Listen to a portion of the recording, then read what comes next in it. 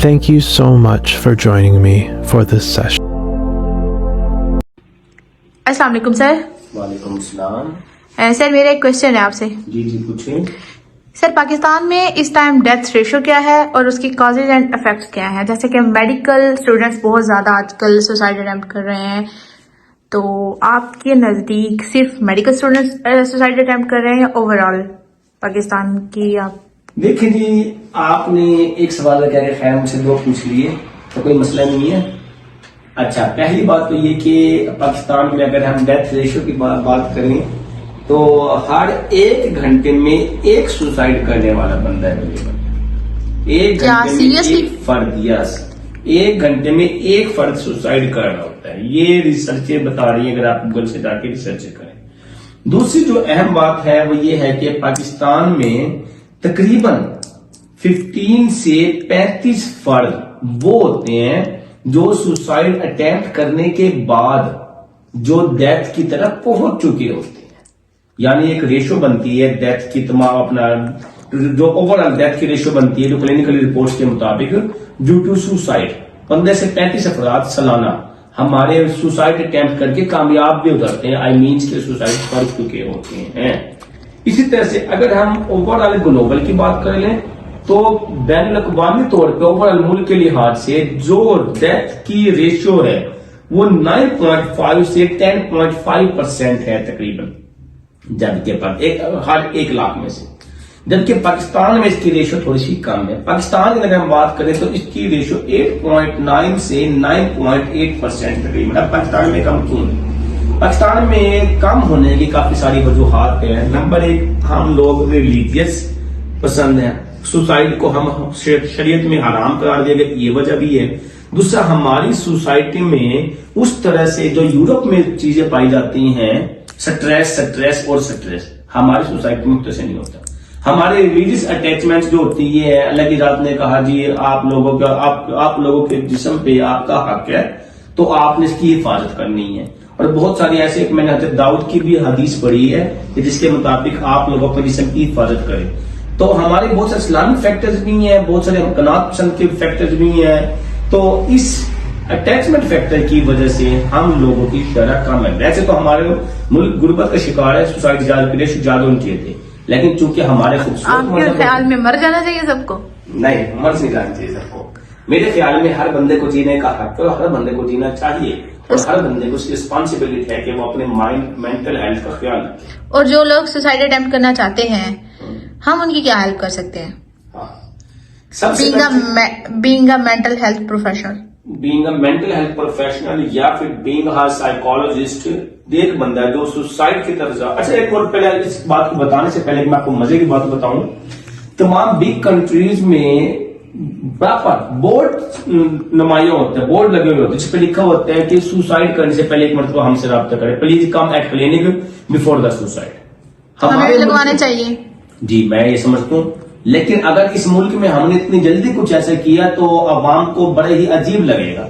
लेकिन step by step mental health को आप इग्नोर भी नहीं कर सकते। यानी कि हमें आने वाले वक्तों में हर सुसाइड करने वाले फर्द को रोकने, और फर्द को रोकने के लिए हमारे पास बिग कंट्रीज ने तो हल निकाल लिया, प्रॉपर बोर्ड लगा दी। अब हमारे पास इस चीज का शऊर है, हम कैसे लोगों को शऊर की तरफ ला सकते हैं, मेंटल हेल्थ की तरफ। इसके लिए बहुत सारे सेमिनार्स, बहुत सारी ऐसी कॉन्फ्रेंस मेंटल हेल्थ के हवाले से कुछ ऐसे प्रोग्राम्स होने चाहिए जो लोगों में शऊर डेवलप करे। खैर, मैं आपके सवाल की तरफ वापस आता हूं। आपका सवाल मुझसे ये था कि सर ये जो लोग सुसाइड करते हैं तो इसके लिए हम being a mental health professional में क्या करना चाहिए? उसके लिए देखिए जी, सबसे पहले तो जो बंदा सुसाइड की तरफ जा रहा है, जो बंदा आपके पास आता है वो आपके पास आगे कहते हैं जी मेरा प्लान है कि मैं खुदकुशी करूंगा, मैं मर जाऊंगा, मैंने जिंदा नहीं रहना, बस वगैरह वगैरह। तो उसको पहले तो हौसला उसको ठंडा कर, तो कहे भाई मर जाना कोई मसला नहीं है, लेकिन हमारे बात सुन के मर जाए तो मरना तो वैसे ही है, लेकिन कम से कम कुछ टाइम हमें देख के पॉजिटिव तरीके से तब मर जाना। और उस टाइम जब हम उसको रिलैक्स करके, हंस के, मुस्कुरा के बात करें, देखिए वो बंदा पहले से स्ट्रेस लेके आ रहा है, उस टाइम के में अगर हम उसको मजीद स्ट्रेस वाली बातें करेंगे तो वो बंदे का माइंड उधर ही लगा रहेगा। हमें उससे निकालना है, और उससे निकालने के लिए हम उसको रिलैक्स करने हैं, हल्का मुस्कुराहट के साथ, या कोई फनी बात क्या है कि उसको अपने पास बैठा लें। उसके बाद उससे नेचर ऑफ सुसाइड यानी डिफरेंट टाइप्स ऑफ सुसाइड होती हैं। कुछ डेथ सीकर होते हैं, कुछ डेथ इनिशिएटर होते हैं, कोई डेथ इग्नोरर होते हैं, मौत को तस्लीम नहीं करते, कोई डेथ सीकर होते हैं जो कि पूरी पूरी मौत को जो तलाश कर रहे होते हैं, बहाने ढूंढ रहे होते हैं हमें किस तरह से मौत मिले। फिर मेल और फीमेल जेंडर भी डिफरेंट होती है। वो कैसे? फीमेल, गुड, आपका अच्छा सवाल है। फीमेल जेंडर मेल के मुकाबले में आमतौर पे ज्यादा सुसाइड करती है। लेटेस्ट रिसर्च के मुताबिक फीमेल की जो रेशियो है वो 13.3 जबकि मेल की 4.3 है। यानी फीमेल की जो डेथ अटेम्प्ट करने की शरह है वो मेल से ज्यादा है। फीमेल मेल से दुगना तिगने उससे ज्यादा सुसाइड करती है। मजे की बात बताऊं आपको, इतना ही ज्यादा फीमेल बच भी जाती हैं। अब आप ये मत कहिएगा कि सर ये कैसे मुमकिन है कि बच भी जाती है। ये सवाल तो बनता है due two way of suicide. Way of suicide यानी कि उनका सुसाइड अटेम्प्ट का तरीका और मेल के सुसाइड अटेम्प्ट करने के तरीके में फर्क होता है। मेल सुसाइड करते हैं डायरेक्ट गन शूट से। मेल सुसाइड करते हैं लाइन की पटरी के नीचे जाकर सर रख दिया, वो डेथ देयर वाले होते हैं। जबकि फीमेल क्या करती हैं, 81 की 2 गोलियां खा के समझते हमने सुसाइड कर लिया, भाई इसको नींद आके 8 घंटे बाद फिर उठ जाएंगे।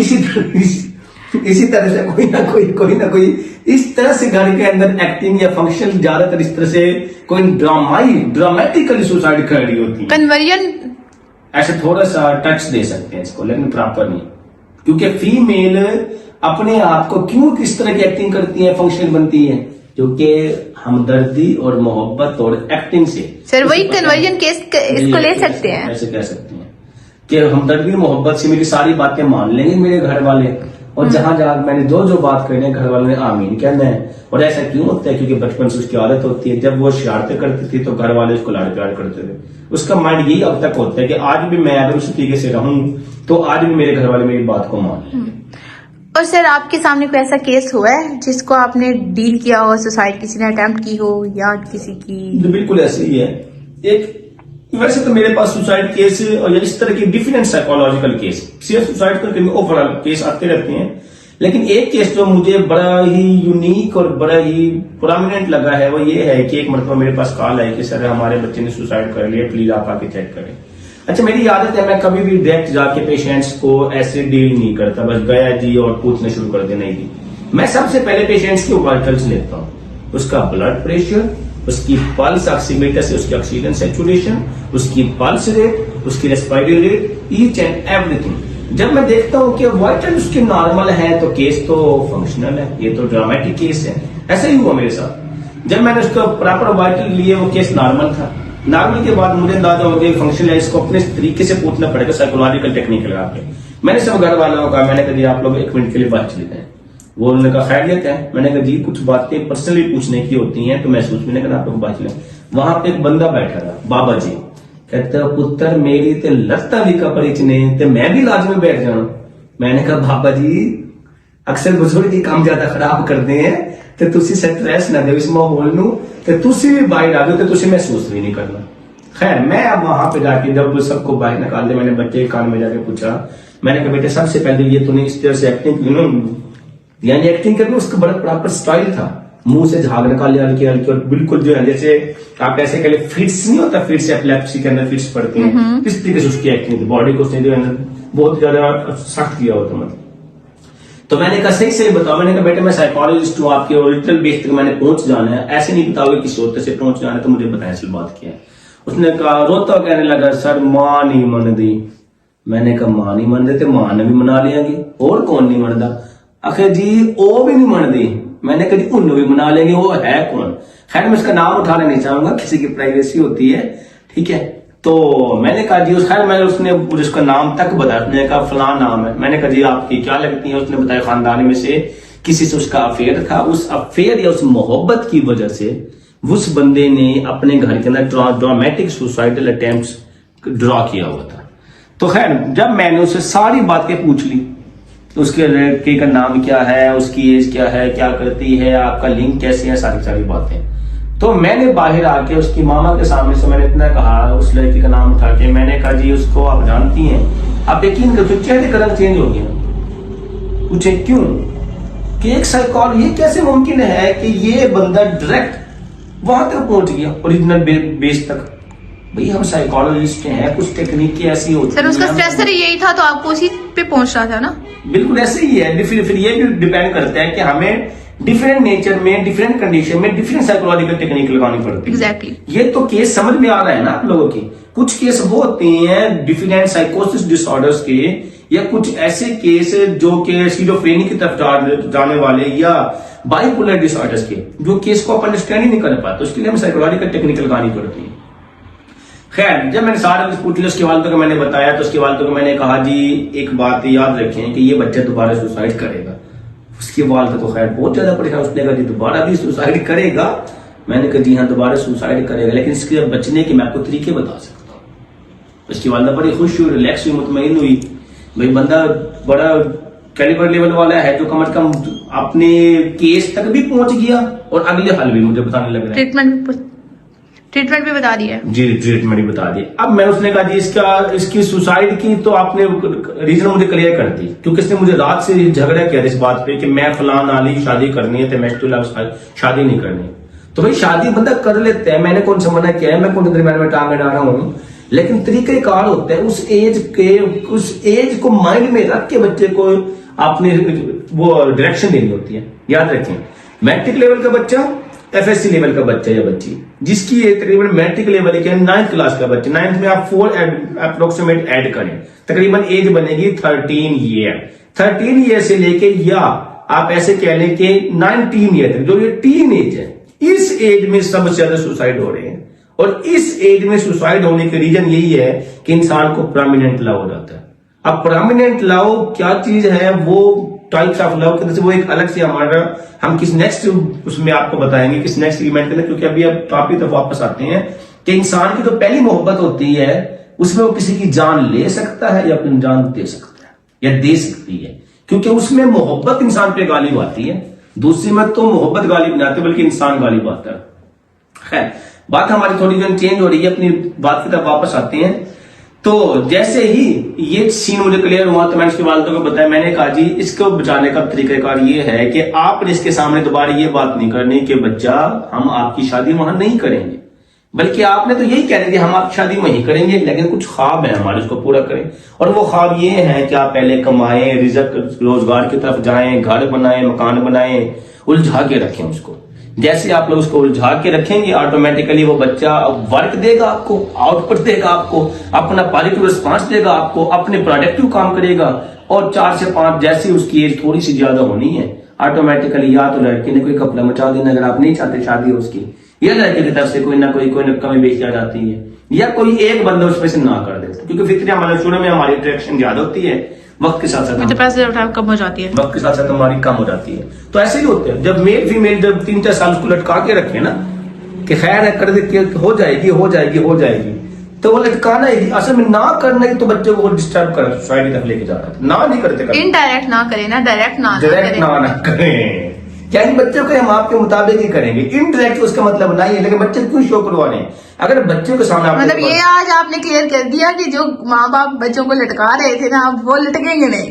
आपने अपनी वीडियो के थ्रू ये मैसेज भी दे ही दिया है कि माँ बाप वाकई लटका रहे हैं, अब वो माँ बाप को लटकाएंगे। देखिए, ये तो अभी साइकोलॉजिकल 1-2 टेक्निक है हमारे पास, तो आपको पता ही है कि बहुत सारी ऐसी साइकोलॉजिकल टेक्निक्स होती हैं कि जिसके थ्रू हम केस को एक नया रास्ता भी दिखा देते हैं। हम तो सुसाइड करने वाला बंदा अगर एक दफा राब्ता कर ले तो उसको भी काफी हद तक हम तो बाहर निकाल लेते हैं। ऐसी मैं टेक्निक आपको बता देता हूँ, आपके फायदे के लिए हो सकती है कि मैं आमतौर पर ना सुसाइड वाले केस को, या जो बंदा मरना चाह रहा होता है, तो मैं उसको कैसे बाहर निकालता हूँ, एक सादा टेक्निक।